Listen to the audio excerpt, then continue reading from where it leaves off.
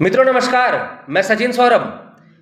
क्या आप जानते हैं कि यूपीएससी के मेरिट लिस्ट में हर तीसरा उम्मीदवार हिंदी माध्यम से हुआ करता था, लेकिन आज यह संख्या घटकर महज 5% के आसपास रह गई है।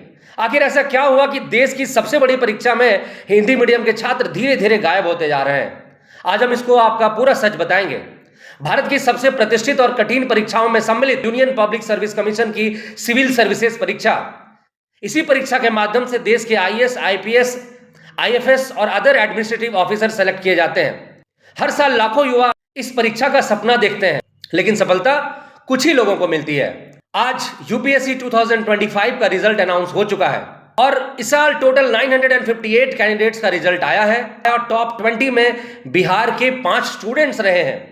राघव झुंझुनवाला, उज्जवल प्रियांक, यशस्वी राजवर्धन, मोनिका श्रीवास्तव और अपने बगल पड़ोसी नवादा के रवि राज। यह बिहार के लिए बेहद गर्व की बात है और इन सभी सफल अभ्यर्थियों को तमाम देशवासियों की ओर से बहुत बहुत बधाई एवं शुभकामनाएं, और ऐसे एस्पिरेंट्स जो सफल नहीं भी आए उनको शुभकामनाएं। लेकिन इस खुशी के बीच में एक सवाल है, एक ऐसी पीड़ा है जिसके बारे में अमूमन चर्चाएं बहुत कम होती है। यह पीड़ा है कि यूपीएससी में हिंदी मीडियम के जो छात्र हैं उनका लगातार घटता प्रतिनिधित्व। सोचिए, उत्तर प्रदेश, बिहार, झारखंड, मध्य प्रदेश और छत्तीसगढ़ के लाखों युवा जो हर रोज यूपीएससी का सपना देखते हैं और इस सपना को पूरा करने के लिए पटना, रांची, प्रयागराज, भोपाल जैसे शहरों के छोटे कमरे में रहकर दिन रात कड़ी मेहनत करते हैं। लेकिन इन मेहनत के बावजूद 3 बड़ी बाधाएं हिंदी मीडियम के स्टूडेंट के सामने आती है। वो होती है, पहली कि अंग्रेजी भाषा की दीवार, दूसरी अंग्रेजी में उपलब्ध बेहतर अध्ययन सामग्री, तीसरी महंगी कोचिंग व्यवस्था। हिंदी मीडियम के छात्रों के सामने सबसे बड़ी समस्या जो होती है वो कंटेंट गैप की होती है। हिंदी में कंटेंट उतना अच्छा अवेलेबल नहीं हो पाता है और इंग्लिश मीडियम में कंटेंट इजीली अवेलेबल हो जाता है।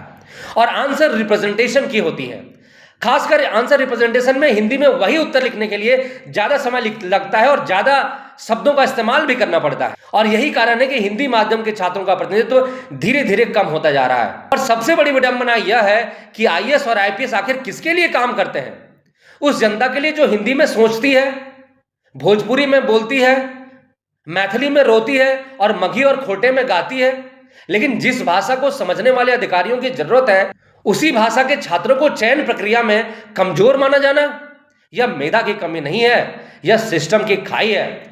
इसलिए सवाल यह है कि स्थिति को सुधार के लिए सरकार को क्या करना चाहिए। सबसे पहले यूपीएससी के पूरे सिलेबस और जितने भी स्टडी मटेरियल है उसका हाई क्वालिटी हिंदी ट्रांसलेशन होना चाहिए। देश के जो एस्टीम्ड यूनिवर्सिटीज हैं और गवर्नमेंटल इंस्टीट्यूशन है वहां हिंदी माध्यम के छात्राओं के लिए स्पेशल यूपीएससी स्टडी सेंटर बनाया जाए।